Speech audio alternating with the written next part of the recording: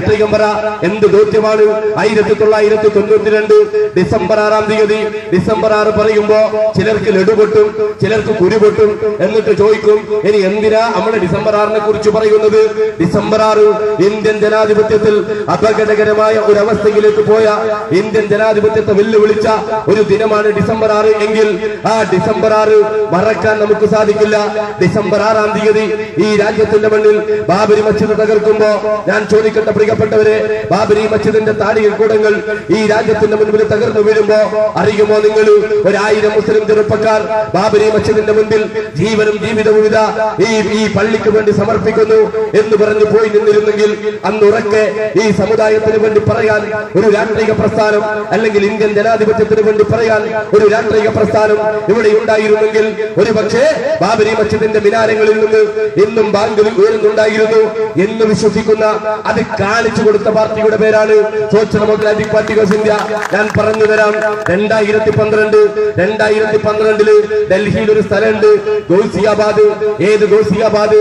E Ahmed Sahib പാർലമെന്റിൽ ഇരിക്കുന്ന ഗൗസിയാബാദ്. അതേപോലെ തന്നെ AT മുഹമ്മദ് ബഷീർ സാഹിബ് പാർലമെന്റിൽ ഇരിക്കുന്ന ഗൗസിയാബാദ്. പാർലമെന്റിന്റെ മൂക്കിലുകാരെ ഡൽഹിയിലെ ഗൗസിയാബാദ് എന്ന് പറയുന്ന പ്രദേശം കേരളത്തിൽ നിന്ന് PK ഫിറോസ് എന്ന് പറയുന്ന യൂത്ത് ലീഗിന്റെ നേതാവിനെ ഡൽഹിയിൽ പാർട്ടി ഉണ്ടാക്കാൻ അയച്ച ആ ഡൽഹിയിലെ ഗൗസിയാബാദ് SDP കേരളത്തിലുണ്ടായി, രാജ്യത്തുണ്ടായി. നമ്മൾ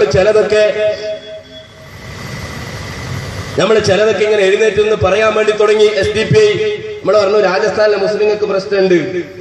അപ്പൊ ലീഗേര് പറഞ്ഞു നമ്മൾ ബൈത്തുർ റഹ്മ കൊടുക്കുന്നുണ്ടല്ലോ. പിന്നെ നമ്മൾ പറഞ്ഞു ഡൽഹിയിലെ മുസ്ലിങ്ങൾക്ക് പ്രശ്നമുണ്ട്. ലീഗേര് പറഞ്ഞു മിണ്ടണ്ട, നമ്മൾ ബൈത്തുർ റഹ്മ കൊടുക്കുന്നുണ്ട്. അങ്ങനെയാണ്, ബൈത്തുർ റഹ്മയാണ്. ഇപ്പൊ എന്ത് ചോദിച്ചാലും ബൈത്തുർ റഹ്മയാണ്. അരി എത്ര എന്ന് ചോദിച്ചാൽ പയറങ്ങാഴി എന്ന് പറയും. അവസാനം യൂത്ത് ലീഗ് കമ്മിറ്റി കൂടിയിട്ട് പറഞ്ഞു ഇത് ഇങ്ങനെ പോയാൽ ശരിയാവില്ല.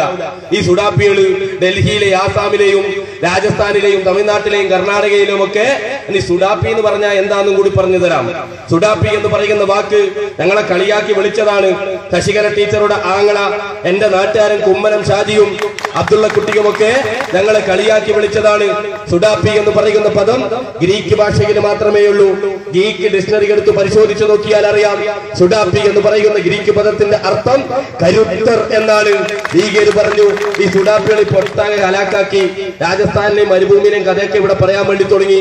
നമ്മളെ പാർട്ടി എത്ര സംസ്ഥാനത്തുണ്ട് എന്ന് ഇവർ ചോദിക്കാൻ വേണ്ടി തുടങ്ങി. എന്റെ നാട്ടിലൊരു ഗ്രാമം ഉണ്ടായിരുന്നു. അവിടെ ഒരു രാമട്ടന്റെ കടയുണ്ട്, ഒരൊറ്റ കടയുള്ളൂ. രാമട്ടന്റെ കടയിൽ മാത്രം ഞങ്ങൾക്ക് അവിടുത്തെ പ്രദേശത്തെ ആളുകൾക്ക് പോയി സാധനം മേടിക്കാൻ പറ്റൂ, പലചരക്ക് മേടിക്കാൻ പറ്റൂ.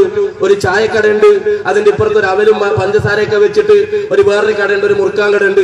ചായക്ക് പറഞ്ഞാൽ രാമട്ടൻ ചായ എടുക്കും, എന്നിട്ട് 3 വിരലും ഗ്ലാസ്സിൽ കുത്തിട്ട് കൊണ്ടുവരും. എന്നിട്ട് രാമട്ട ഇതിന് വിരലിട്ട് എന്താന്ന് ചോദിച്ചാൽ വേണേ കുടിച്ചാൽ മതി, വേറെ കടയില്ല, വേറെ രക്ഷയൊന്നുമില്ല. രാമട്ട സർട്ടിടൂല. രാത്രി അവലും പഞ്ചസാരയും ഒക്കെ ഒന്ന് പൊത്തി വെക്കണമെന്ന് നമ്മൾ പറയും. കാരണം എലി മൂത്രമൊഴിച്ചിട്ടുണ്ടാവും. അവല് മേടിച്ച എലിപ്പാഷാണം കൂടി കിട്ടും. എലിപ്പാഷാണം മാറ്റിയിട്ട് വേണം അവല് കഴിക്കാൻ. രാമട്ടന്റെ കടയെ കൊണ്ടൊരു രക്ഷ ഇല്ലാണ്ടായി. യാതൊരു രക്ഷ ഇല്ലാണ്ടായപ്പോ അവിടേക്ക് ഒരു പ്രമാണി തീരുമാനിച്ചു ഒരു കട തുടങ്ങാം.